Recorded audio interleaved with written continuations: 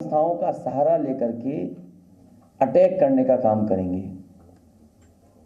अभी तक तो ये संस्थाएं उनके लिए थी जो सरकार में हैं, उनकी सरकार कैसे हटाएं, उसके लिए इन संस्थाओं का इस्तेमाल किया जाता था।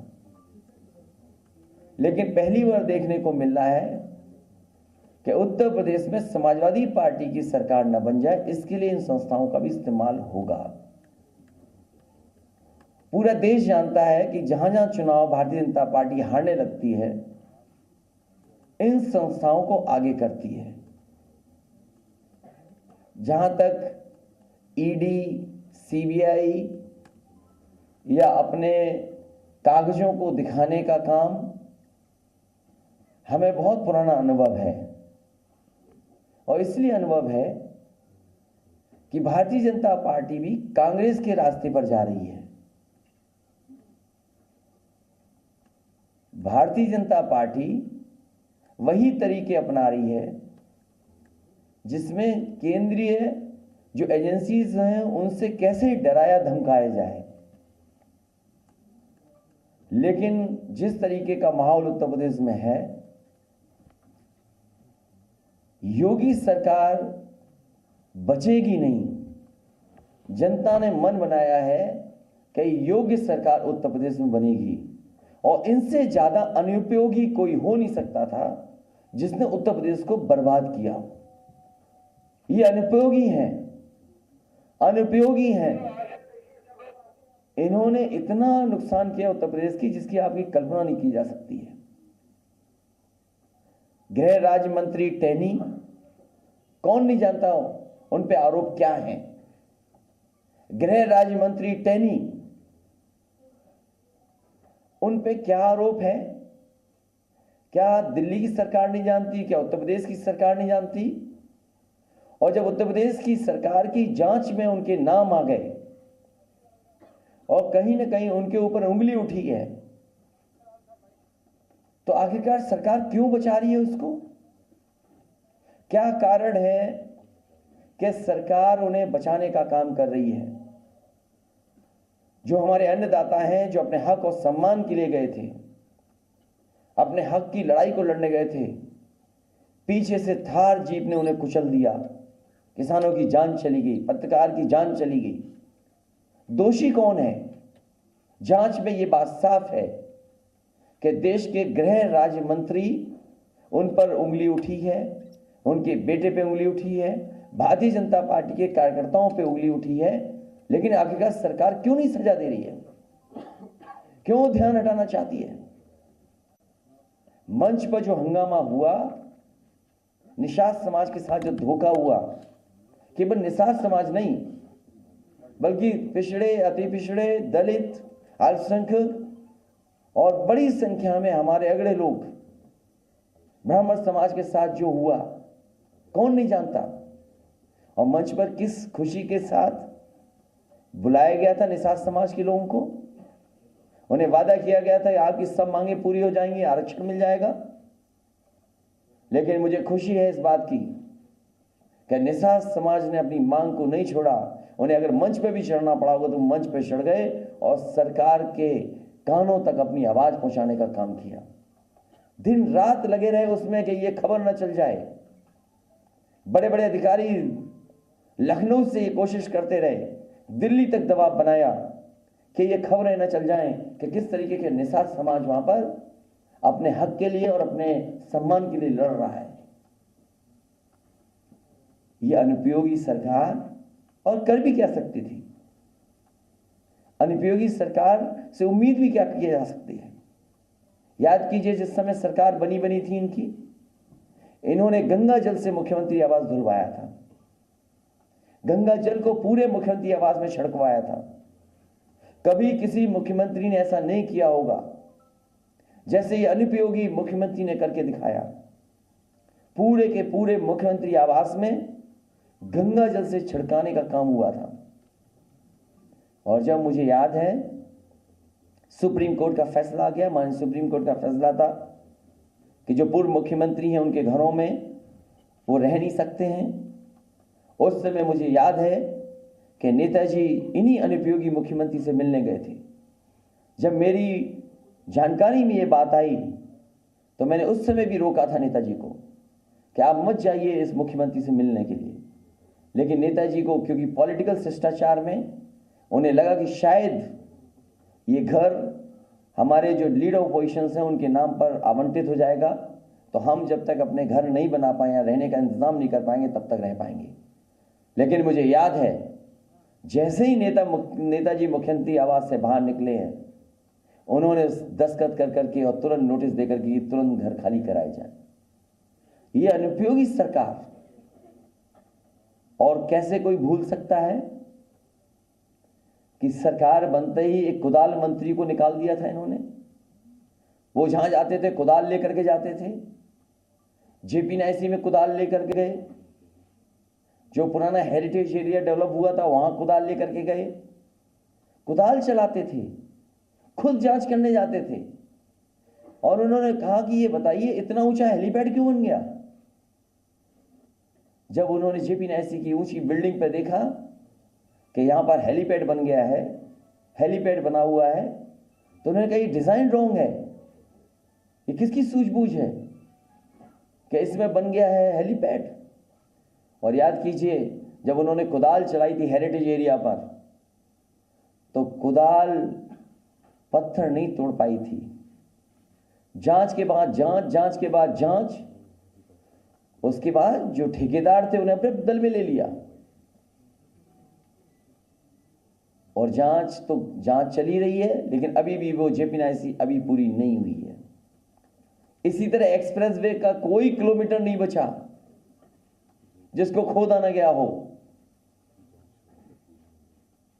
कोई किलोमीटर नहीं बचा जहां पर खोद करके ना देखा गया हो। इस अनुपयोगी सरकार ने सभी तहसीलों के कागज निकलवा करके देखे, सब तहसीलें चेक करने की रजिस्ट्रियां हुई हैं कि किसके नाम पे हुई हैं। क्या मिला अनुपयोगी सरकार को?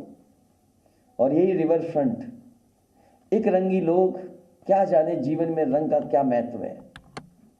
ये नदी का किनारा गोमती फ्रंट, जिसमें रोशनी होती थी शाम को, ठेले लगते थे, कारोबार होता था, लोग आइसक्रीम खाने जाते थे, घूमते थे, लेकिन क्या की? जांच कर दी। और जांच पे क्या नहीं किया? ईडी, सीबीआई और जो कुछ हो सकता है सरकार पिछले 4.5 साल से कर रही है। गोमती साफ नहीं हो पाई। 900 मीटर केवल अगर बन जाता, 900 मीटर अगर नालों को न जाने दिया जाता, तो आज लखनऊ शहर में गोमती साफ बह रही होती। और इसीलिए उत्तर प्रदेश के अनुपयोगी मुख्यमंत्री जी, उन्होंने डुबकी नहीं ली, क्योंकि वो जानते हैं जो नदी हिंडन है वो गंदी है, जो नदी गोमती है वो गंदी है, यमुना नदी गंदी है, और जितनी भी सहायक नदियां जो जुड़ रही गंगा में, उन गंगा की नदियों में किसी की सफाई नहीं की गई। मां गंगा के नाम पर जितना पैसा आया, इस भारतीय जनता पार्टी की सरकार ने लूटने का काम किया। कौन भूल जाएगा गोरखपुर की वो दुकानें टूटना। मुख्यमंत्री ने, अनुपयोगी मुख्यमंत्री ने अपनी दुकानों पर बुलडोजर चलाया। कागजों में कब सरकारी रोड इनकी दुकान बन गई और उसका मुआवजा उठा लिया, नई सड़क बना ली, नया कॉम्प्लेक्स बना रहे हैं। और मुआवजा कितना उठाया सरकार ने? कम से कम सरकार को बताना चाहिए कि अनुपयोगी मुख्यमंत्री ने अपनी दुकानें तोड़ करके, जो कभी सरकारी जमीन पे बनी थी, उस जमीन को कागजों पे इधर उधर कर करके कितना मुआवजा मुख्यमंत्री अनुपयोगी ने उठाया है। और यही नहीं, जो यूनिवर्सिटी बनी है वो कभी तालाब था, वेटलैंड थी। आखिरकार किस कानून के अंदर लोगों पर दबाव बना करके वो पूरी वेटलैंड की जमीन, पूरी तालाब की जमीन को अपनी यूनिवर्सिटी में कब्जा कर लिया। इसलिए मुख्यमंत्री अनुपयोगी, याद रखें, सरकार जाने वाली है। और ये जो हथकंडे अपनाए जा रहे हैं, ये तब अपनाए जा रहे हैं कि जब उन्हें पूरा भरोसा हो गया कि सरकार जा रही है उनकी। ये वापस नहीं लौट रहे हैं। ये सोचते हैं कि समाजवादी विजय तक रुक जाएगा। आपने छापा मार करके ये बता दिया है कि आने वाले समय में समाजवादी लोग ही आ रहे हैं। उत्तर प्रदेश की जनता आपको हटाने जा रही है। हम लोग तो केवल एक माध्यम हैं, लेकिन उत्तर प्रदेश की जनता ने तय कर लिया है कि उत्तर प्रदेश से अनुपयोगी सरकार हटाई जाएगी। और अनुपयोगी सरकार की एक घटना नहीं है, एक किस्सा नहीं है, एक जगह का नहीं है। लखीमपुर जैसी घटना कोई सोच नहीं सकता था, इन्हीं अनुपयोगी मुख्यमंत्री के कार्यकाल में हुए हैं। हाथरस की बेटी का अपमान और पेट्रोल डाल करके जलवा देना, यह अनुपयोगी सरकार का काम है। 69,000 शिक्षक भर्ती के नौजवान दर दर भटक रहे हैं, लाठी खा रहे हैं, अपमानित हो रहे हैं। अगर उनका आरक्षण कोई छीन रहा है तो यही अनुपयोगी सरकार है।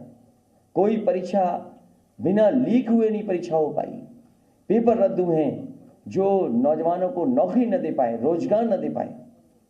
वो अनुपयोगी सरकार है जो टीटी, बीएड और बीपीएड के नौजवानों को बेरोजगार रख रही हो। अनुपयोगी सरकार वो है जिन्होंने वादा किया 70 लाख नौकरी देने का, लेकिन झूठे विज्ञापन दिखा करके लोगों को गुमराह करने का काम कर रही है। वो कौन भूल जाएगा अनुपयोगी सरकार के मुख्यमंत्री अनुपयोगी के गृह जनपद में एक व्यापारी कारोबार करने आया था, घूमने आया था, वहां पर पुलिस ने मार मार करके उसकी जान ले ली। अनुपयोगी वो है जो छुट्टा जानवर तक नहीं रोक पा रहा। अनुपयोगी तो है ही मुख्यमंत्री, क्योंकि उन्होंने अभी तक अपना संकल्प पत्र नहीं पढ़ा। इसलिए ये जितनी भी कार्रवाई हो रही है, राजीव राय जी हमारे बगल में बैठे हैं, इनके जहां जहां स्थान है वहां इनकम टैक्स के लोग पहुंचे हैं।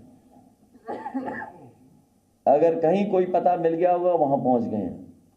अब सुनने में ये आया है कि एक बड़े नाथ संप्रदाय के साधु थे कर्नाटक के, हमारी पढ़ाई और उनकी पढ़ाई बराबर की थी। हमें नहीं पता था कि कभी नाथ संप्रदाय के इन दो गुटों में झगड़ा था किसी जमाने में, मठ को कब्जा करने को लेकर के। वो तो कभी हमसे मिल गए होंगे, किसी एक साधारण व्यक्ति ने मिला दिया होगा मुझे। उस साधारण आदमी के यहां इनकम टैक्स बेंगलोर में पहुंच गई टीम। एक हमारी पार्टी का काम व्हाट्सएप का कर रहा है। अरे व्हाट्सएप पे तुमने कितना झूठ फैलाया है, भारतीय जनता पार्टी वाले लोग। तुमने गाय कटी दिखाई, तुमने मुसलमान भाइयों के खिलाफ जाने कितनी खून की तस्वीरें डाल करके व्हाट्सएप पे चलाई हैं। तुमसे बड़ी व्हाट्सएप की यूनिवर्सिटी कोई नहीं चला रहा। ये केवल व्हाट्सएप का काम करना चाहता था, उसे तो अभी पैसा ही नहीं भुगतान हुआ, क्योंकि हम लोग टेक्नोलॉजी समझते हैं, चीजें समझते हैं कि टेक्नोलॉजी क्या है। लेकिन ये अनुपयोगी मुख्यमंत्री टेक्नोलॉजी नहीं जानता। और हमारे बगल में लीडर पोजीशन बैठे हैं, वो जानते हैं अगर कंप्यूटर दिखा दोगे अनुपयोगी मुख्यमंत्री को तो हो सकता है डर जाएं, भाग जाएं देख करके। अगर अगली बार आपको कुछ डराना हो अनुपयोगी मुख्यमंत्री को तो अपने हाथ में लैपटॉप ले जाना या स्मार्टफोन कहना चला के दिखा दो। अगर ना प्रेस कॉन्फ्रेंस छोड़ करके भाग जाए तो बताना मुझको। तो उसके यहां इनकम टैक्स, यहां पर आप लोगों का, हम लोगों का साफ सफाई का, कार्यालय के इंतजाम को देखने वाला। और फिर ओएसडी कैसे बनाए जाते हैं आपको पता है, जो भी सहयोगी मुख्यमंत्री का होता है उसको बना दिया जाता है ओएसडी।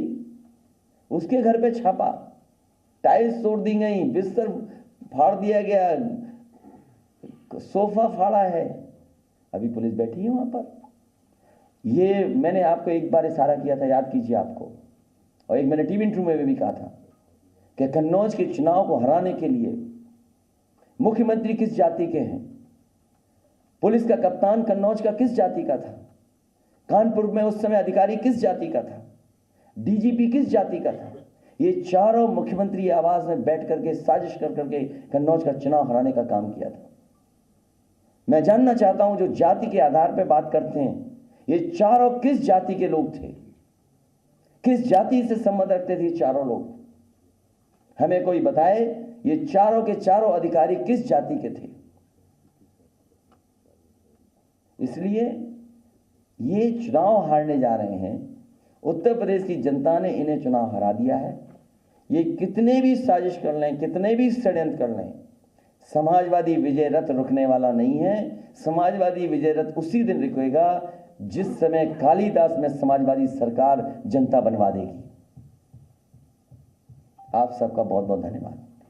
सर, संजय निषाद ने पहले कहा कि हम जो है, उनका वीडियो दिखा दो अगर किसी के पास हो। छापा जो है वो गलत है। अगर संजय निषाद जी वाला यही है, चल रहा था, एक बार संजय निषाद जी वाला वीडियो चलवाइए। ये दिल्ली से फोन का कमाल है। और मैं आपसे कहना चाहता हूं, ये बात वीडियो देख लो, उसके बाद सवाल पूछेगा।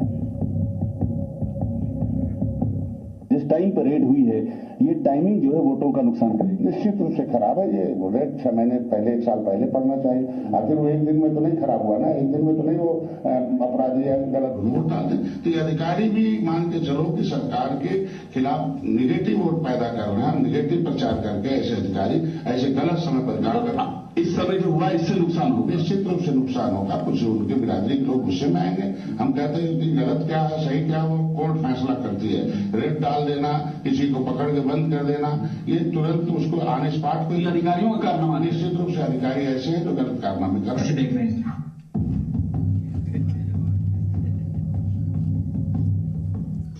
इनकम टैक्स वाला कुछ लोगों पर जो सोसाइटी के छापे पड़े हैं। कितना अच्छा सवाल पूछा कि हम हैं निशाने पे कि नहीं है। अरे हम ही तो निशाने पे हैं। कमाल है आप भी। अरे वो समाजवादी पार्टी के कार्यालय में काम नहीं कर रहे होते तो उनके यहाँ कौन छापा मारता? हमसे अगर परिचय ना होता तो कौन छापा मारता? अरे हमसे आप दोस्ती बढ़ा लो, न छापा पड़े आपके यहाँ तो बताइएगा। अगली विजय यात्रा मैनपुरी में है क्या? और जैसे ही नहीं सीटों को, ये समय अभी गठबंधन का नहीं है। अभी आपने सुना एक दिल्ली से फोन आया, गठबंधन की भाषा बदल गई। और मैं आपसे कह रहा हूं जैसे ही शुभ दिन आएंगे, ये सरकार डरी हुई है। सरकार अपने मंत्रियों को, अपने विधायकों को बचाना चाहती है। अभी 2 विधायक मास्क लगा के आ गए पार्टी कार्यालय में। हमने कहा जल्दी जाओ नहीं तो छापा पड़ जाएगा तुम्हारे पे भी। पूछिए, लगाए थे मास्क? तो ये कई मंत्री, कई विधायक आना चाहते हैं। ये अपनी पार्टी उनकी ना टूट जाए, इसलिए भी डरा रहे हैं कि हाँ विपक्षी लोग छापा मारेंगे। क्या ये हमें नहीं पता? इसी हॉल में एक LIU का अधिकारी बैठा था, इसी हॉल में हमने शिकायत की। बताओ क्या कार्रवाई हुई? वो एक पत्रकार बनकर आया था यहाँ पर, इसी हॉल में, यहीं पर। Presenting B News app, available on Google Play and App Store. Download it now.